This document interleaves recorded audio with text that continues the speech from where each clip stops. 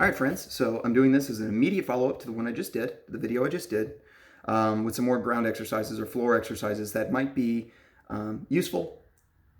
Just, a couple of a trillion different options that you have for just doing something while you're isolated, while you are socially distanced, whatever terms you want to use, and while you're trying to, stay relatively active. So I'm going to share a couple of things that, a little bit of ab stuff, a little bit of leg glute kind of stuff. None of this, again, is groundbreaking stuff. It's not like I've come up with these. These are just how I would think about them and how I might cue them if I were training a new person with some of these exercises. Okay, so why don't I go ahead and start with a typical, I don't want to say typical, but an abdominal crunch kind of thing, if you want to call it that. So, and actually, let me lower the angle here a little bit more. That's probably better. Yeah. So, as I come down here, of course, you've seen different variations of sit-ups and crunches and all that. I don't want to insult your intelligence, but there are people, who just focus on the motion of getting up there and coming back. And as I suggested in the previous video, if you're distracted by the movement, you might miss out on what's actually happening in terms of forces. And when it comes to, quote, working a muscle, what you really are caring about are the forces that muscle is having to generate, or that group of muscles will have to generate. That's really what's determining how hard the muscle is working. How much force is it generating? How frequently is it generating those forces? How quickly does it get up to a certain force level? Things like that. So, with that in mind, I want us to focus not on a big movement. There's a time and place for this, and we do a lot of this in judo and jiu-jitsu, actually, where we have to move our whole bodies, large distances. But rather, think about, if you want to work your abs, what do your abs do? The abdominals, and other muscles in the front, but we can just think about the abdominals right now. They connect bottom of the rib cage to the pelvis. I'm oversimplifying just to get through this quickly, but a good cue that you can think about if you know that basic attachment, and I can't stress enough, learn where muscles attach, it will help you, is thinking about drawing my ribs towards my pelvis. A cue I've used with clients I've trained and people have used on me, and a bunch of other people have used this cue as well, is just putting the fingers, say, here and here, and think, draw these fingers together. I have a short torso here, so I only got a couple inches, but I squeeze my abs before I even get up. I try to take the space out underneath the small of my back right here. So if I'm relaxed, there's like a little bit of a gap. You can maybe fit a hand here. Well, if there is a hand, squish that hand into the floor, not aggressively, but just slowly squeeze the abs. Let that space kind of disappear as you slowly kind of curl your spine up. And as you do, they should start to harden up or tighten up. You should feel some tension in here. And slowly try to draw your rib cage towards your pelvis. You can actually put your hands right here. There's no rule against doing this. You don't have to have your hands here. You don't have to have them here or up in front or in any place. So if you want to feel that engagement or feel that activity or whatever you want to call it, use your fingers right here is fine. And try to feel that space go away. Now you may not want to be aggressively thrusting your head forward or anything like that, and my neck is a complete mess, so I have to be kind of careful. But this isn't a bad way to cue yourself. The movement's not big. You stop when you kind of run out of spinal flexion there, when you can't really curl forward anymore without starting to lift your back up off the ground, if you see that. So I get to about here where say the lower half of my back is still on the ground. Shoulder blades are coming up, but not much farther past that. So come down. And if you're doing these with a lot of good intent, a lot of good focus on the area you're trying to challenge, you probably won't do 6,000 of these. Oh, I can do hundreds of crunches. If you can do hundreds of crunches, you're probably not doing them as intensely as you can. Maybe you are, maybe you're superhuman, but I'm willing to bet that you can probably focus a little bit more on these. Now, if you want to do some work that emphasizes, let's say, some of the other stuff, well, you can work a little twist in. Just as with the crunch or sit-up thing, where I'm not trying to fling myself forward, By the way, I know there's a difference between the choreography of a crunch and a sit-up. I'm just putting them together for the purposes of this particular point I'm making. I don't want to make it a big, huge movement. I just want to do a little bit of a twist on the way up. Not this, not up and then twist, but rather letting my torso twist a little bit as I come up. And it might only be that much. It's not a big movement, and it's kind of hard to do, I find, if I'm not anchored. So if I don't have anything on my feet or on my legs, anything holding me in place, it's kind of hard for me to get a larger twisting motion against gravity. Just what I find. You might have an easier time of it. Okay? So I come up like a normal crunch, but instead of coming straight up, still flattening out the lower back, kind of getting rid of that space down there, drawing my ribs towards my pelvis. But now I can think, maybe I draw my ribs on the right side towards my belly button, or a little farther over towards my pelvis on the left side. Again, not a big motion, doesn't have to be. You just have to feel it. So from here, and back down. And depending on exactly where you stop, and perhaps your anatomy, you may find that you feel a really big burn in at least one of your obliques, maybe both sets of obliques, okay? And then I'll come up to my right side, same thing. Very subtle motion. It's not a sexy movement. It's not a big, over-the-top, impressive-looking movement. But if you do this with intent, again, you're going to feel it. Doing 8 or 10 of those at a time and then resting, if you're taking your time, that's a set. That's a good set in my mind, for me. And I consider myself a reasonably fit guy. I think I have halfway decent abs. I'm not the most out-of-shape guy in the world. But I don't do large sets of these. So that's one option you have. So that deals a little bit with some very, very basic, very just simple, fundamental ideas concerning abdominal work and maybe some oblique work. We're not going to get into a paint by numbers, let's name all of the muscles that could participate in this thing, because as it turns out, there are a ton of spinal rotators that could be involved here. And so it's not abnormal for a person to be doing ab exercises, but then feel it somewhere else, particularly if they're exercises that involve a certain amount of rotation or a certain amount of side bending, okay? Speaking of side bending, when we talk about doing a motion that is supposed to target the obliques, we often end up doing things that involve some kind of a side bend, okay? And indeed, not that you can really see, but the obliques here, there are external obliques and internal obliques. The internal obliques tend to rotate you to the same side. So at least if they're shortening and they're creating the motion. So these guys on my right-hand side, my internals would want to spin my torso this way. My externals would kind of tend to want to do the opposite. There are places where that gets a little bit more nuanced.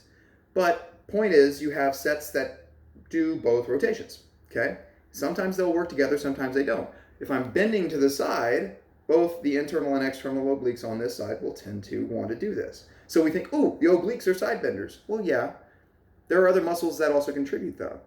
And if you don't feel it as intensely in your obliques, in the love handle muscle, for example, as somebody else, that doesn't mean you're necessarily doing it wrong. It could have something to do with your anatomy. There's a big muscle, the quadratus lumborum, the QL. If you've heard of a tight QL for people who have back pain, well, that's a muscle that's buried here in the back, and it's a pretty powerful side bender. It's a big deal. And you may find that you're working that thing or using that thing a lot more when you do this. Let me show you a little side bend exercise. Something very, very simple. This is probably the best angle. Let's see if I can just kind of shimmy on over. This is awkward, but I'll do it. So the idea here is that I'm reaching towards my heels. You may have seen this before.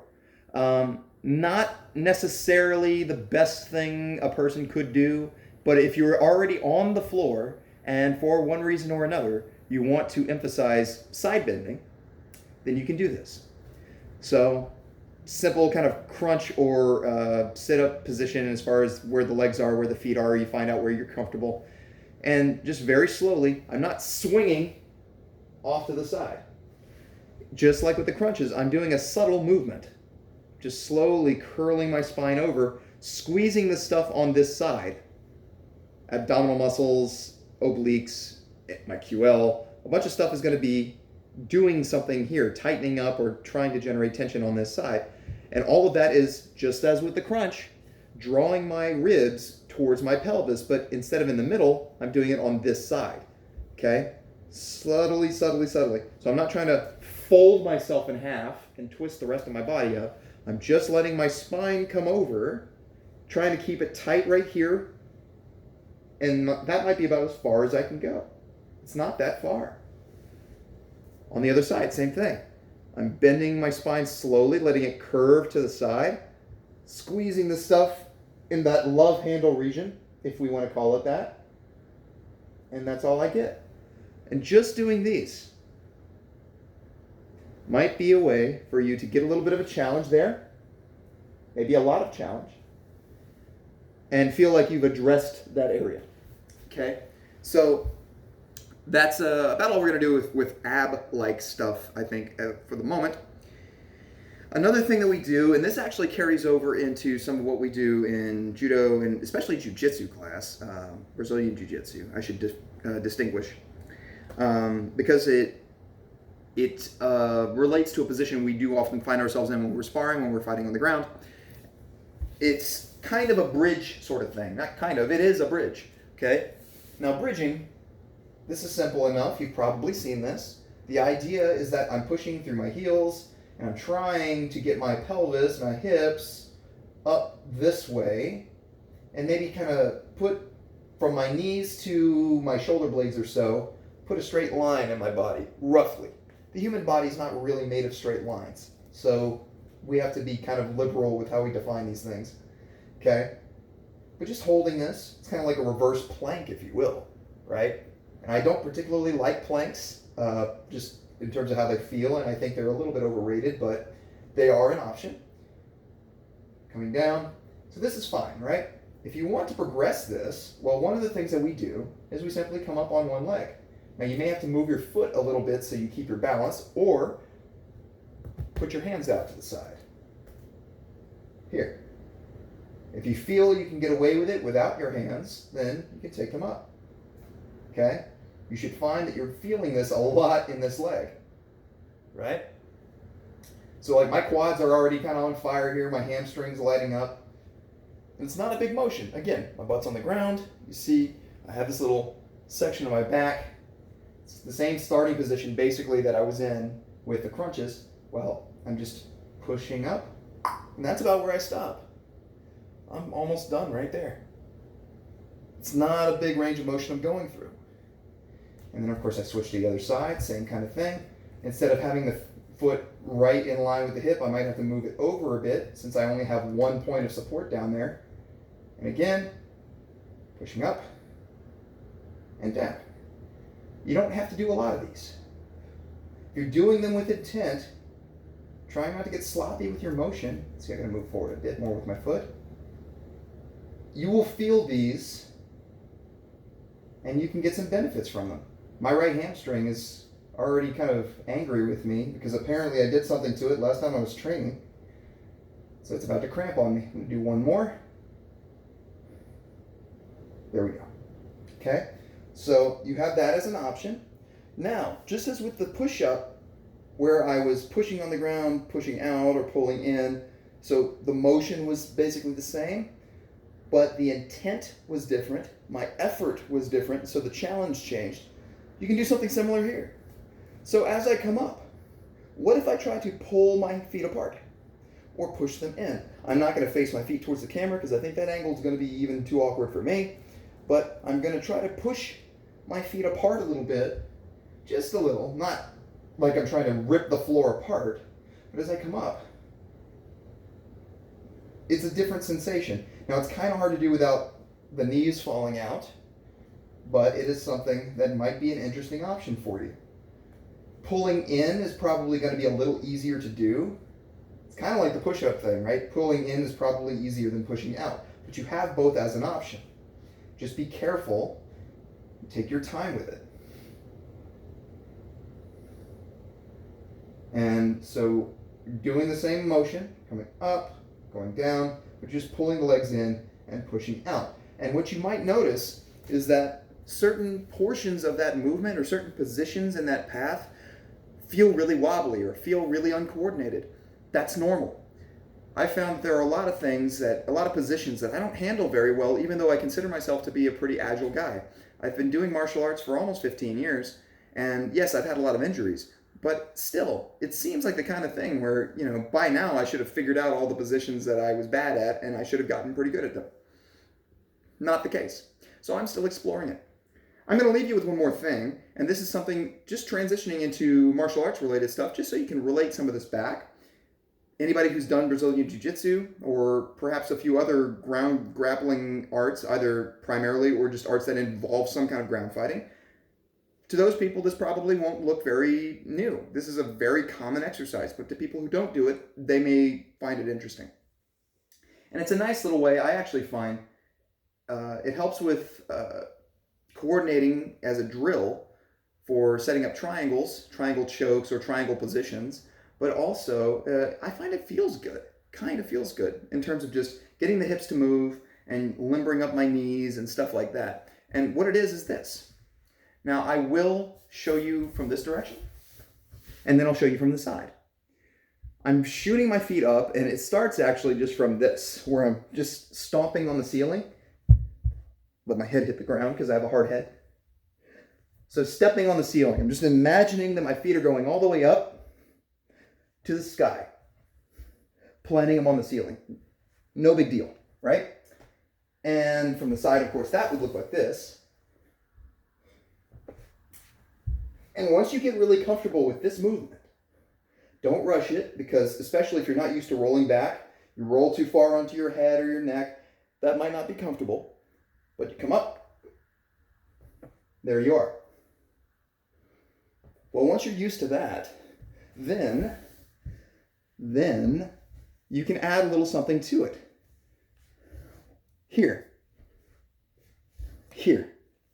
So I'm just crossing one leg over the other ankle. Basically bringing my knee over, biting onto the ankle. I'm a little asymmetrical because of my left knee injury here. But this is one that you might see from the side. It's going to look like this. Boom, back down to normal, other side. Back down, boom. Pretty simple. I say that. Once you've done a few and you get the movement, you get what it feels like, it becomes simple enough. And then the last piece of that, it's just you progress to moving to sitting up. So I come up here, boom. I switch. Boom. I have to put my hand down because of this knee. Here.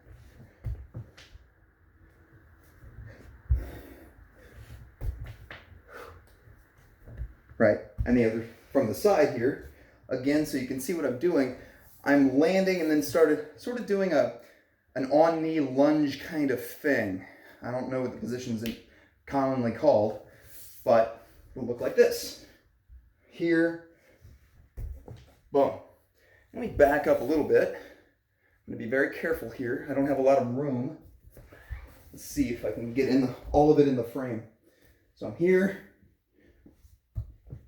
That's my motion, basically. I'm coming forward here. Got to be careful because my counter's right here. So if I shoot up, bite down, and I'm coming forward. Normally, people who don't have any joint issues, they wouldn't have their hand down here, but again, I can't easily put all my weight on this knee. I can't like roll over it when it's under me like this. That's going to be a while before I can do that. If you want to see kind of from the front, so I will do one of these real quick, or one on each side. Boom, coming up, boom, coming up. Okay, so that gives you a little progression into one of the jiu-jitsu drills that we do, but you can just work backwards and just focus on the ab stuff and a little bit of bridging. And I can do some more of these, some that are a little bit more specific to, or maybe a little bit more focused on martial arts related adaptations or skills, and others that are just general exercise things. And actually, all of these drills, even if they are for martial arts, punches, kicks, grappling, whatever, doesn't mean you can't do them too if you can execute the technique, if you know how to do it. I would not recommend doing like break falls and rolls and stuff like that if you haven't been taught how to do them. But standing and practicing a punch is probably fairly safe, right? Anyway, I'm gonna stop this here. This ran longer than the previous video, but hopefully, you get something out of this. And I'll catch you all again later. So take care of yourselves. And as I said before, stay active, stay fit, stay safe, and stay healthy. Take care.